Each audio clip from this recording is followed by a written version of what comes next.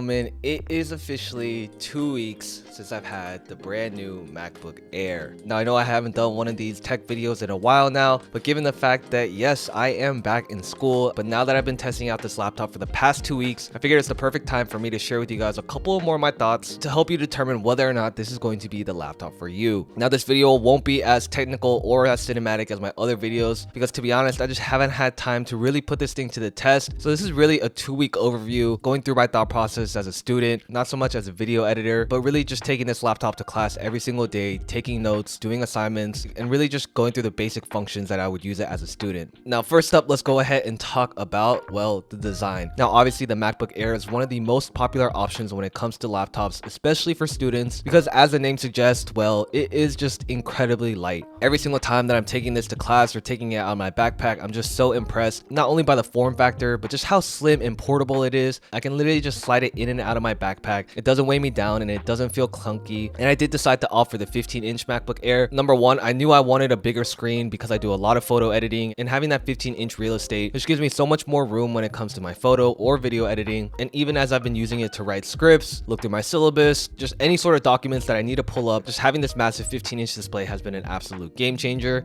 And most importantly, the display, let me just tell you that it is one of the nicest, brightest displays that Apple currently offers. I've rarely had problems seeing anything during the daytime in sunlight, and the colors and the details are just super sharp. And lastly, it's just going to be the ergonomics. Obviously, you have a pretty similar keyboard function. You've also got Touch ID as well as a MagSafe charger. All of these are really great upgrades that we've seen previously on the MacBook Pro lineup, but now that they brought these same features over to the MacBook Air lineup, honestly, just gives you less of a reason to upgrade to the Pro model. Now, a little backstory about why I decided to pick up the MacBook Air. Previously, I was editing on the M1 Max MacBook Pro, and to be honest, I've had that computer for over 3 years now, and it was able to handle everything I threw at it. But when I checked online to see my trade-in value, I was still able to get nearly $1,000, which is pretty impressive for any Apple product to still retain that value after 3 years of having it. And now that they're already on the M4 chip, well, I decided it's probably the best time for me to upgrade, just to have that longevity and know that I'm future-proofing a device that I know I'm going to be using for the next couple of years. So using that trade-in value along with the Mac Mini, which I also returned, I actually used that to purchase, well,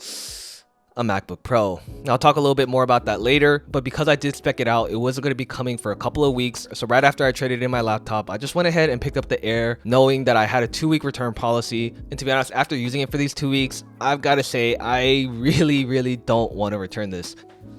My tech analysis will now be here with us. Like I said, if it weren't for a couple of key features that the MacBook Pros do have, I would honestly be pretty happy with just taking the MacBook Airs, especially because, well, I do have a Mac Studio at home. This is where I do a majority of my edits now that I'm in school. So the laptop really is just something I take back and forth between my classes to take notes. However, given the fact that I do sometimes travel, I still wanted that Pro version to have that flexibility to be able to edit my videos on the go if I ever need, or if I am in one of the editing labs on campus, I can still bring my laptop there, plug it in, and get to work. However, all that to say, if you are a college student or someone who's doing very basic web browsing, playing music, having a couple of apps open that don't require these heavy graphics or a lot of memory, you would honestly be surprised how well this MacBook Air can perform for you. The battery life, honestly, it is just so incredible how I can go 2 to 3 days without having to charge this laptop. Especially the 15-inch does have a little bit better battery life, and because I'm not doing a ton of editing, which drains my battery super quick, I've literally gone like 3 days where I haven't had to pull out a charger, and I can just pull up to class knowing that it's going to easily last me my entire day. So once again, if you're a student or someone who just needs a laptop for very basic functions, honestly, this base model, if you have the education discount, only comes in at around $1,000. It does go up to $1,200 if you opt for the 15-inch, but for the very basic specs of 8-core GPU, 8-core CPU, 16 gig RAM, and 256 gigabytes of internal storage, for $1,000,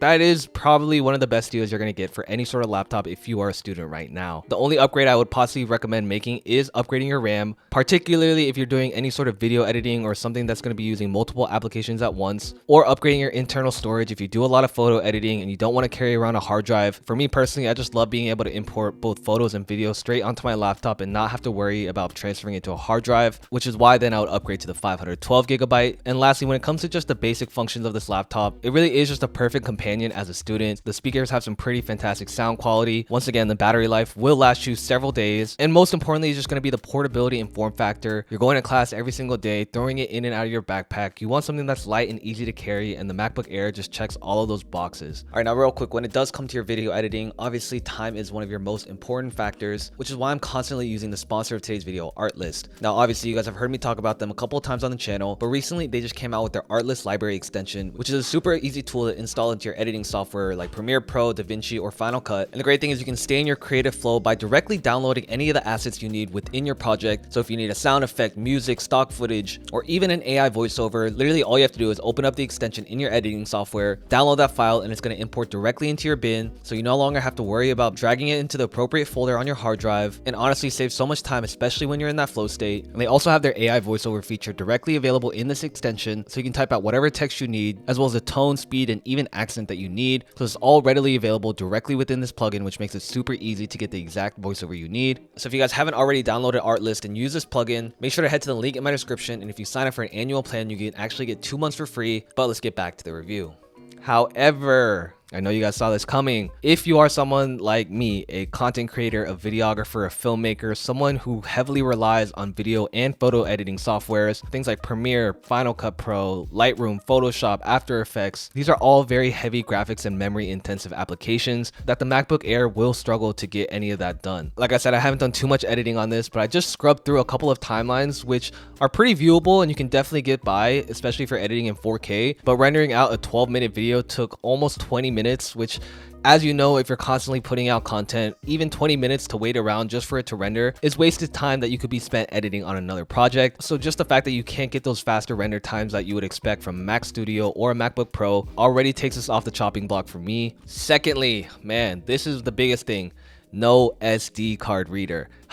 Let's just be straight up. Like, if you're doing any sort of creative work, obviously you use a lot of SD cards. You're going to be dumping footage, whether it's photos or videos, and having to carry around this stupid little thing, an SD card dongle in 2025 for a laptop, is honestly pretty ridiculous. You would think that of all things that they could have just added onto this MacBook Air would be an SD card reader. And honestly, then I would have been pretty happy with it and I would actually consider using this as my daily. But the fact that I always have to carry this around, or I'm not going to be able to dump footage, is such an annoyance that I hate. Yes, you can plug in your camera via USB-C, but once again, just having to carry around more cables slows down my process. And there have been several times throughout the week where I just needed to quickly dump a couple of clips, and well, I left this thing at home. So right off the bat, that is another reason why the MacBook Air is off my chopping block. Third reason, once again, it's just a lack of ports. Obviously, for the everyday user, this isn't as big of a deal, but as you guys can see, you literally only get 2 USB ports and a MagSafe charging, which, to be honest, is fine if you're just plugging in 1 or 2 drives. But there are several times where you want to plug into an external monitor, you have multiple hard drives, you need to plug in a charger, you need to plug in another thing. Having only 2 ports just really limits you, not only in terms of charging, but what you can use this laptop to power your devices with. And then lastly is going to be no HDMI. Once again, might not be a huge deal breaker for a lot of you guys, but take someone like me, for example, who is constantly exporting videos, constantly bringing my laptop around to do different screenings or plugging into monitors. Just having an HDMI port where I can just easily plug it in and go directly to my TV, to a projector, that is an essential port that I need to have. Otherwise, I have to rely on bringing an Apple TV with me just so I can AirPlay my footage. So not having an HDMI port also takes us off the chopping block. And lastly, this might be specific to myself, but given the fact that the MacBook Airs don't give you the option for this new nano texture display, it makes a lot of sense because the everyday user isn't going to be paying $150 just to upgrade their nano texture screen. But having that option on the MacBook Pro was a huge incentive for me to upgrade, because yes, I do edit a lot outside. It's sunny here in LA. Having this harsh glare on my screen just makes it really annoying anytime I'm trying to film content of the laptop. But seeing that nano texture display in store was honestly pretty mind-blowing, just how easily you're able to see the screen in such harsh lighting conditions. So once again, might not be a huge deal breaker for you, but was well worth that upgrade for someone like me who's once again editing on the go. However, all in all, I do have to say the past 2 weeks with this MacBook Air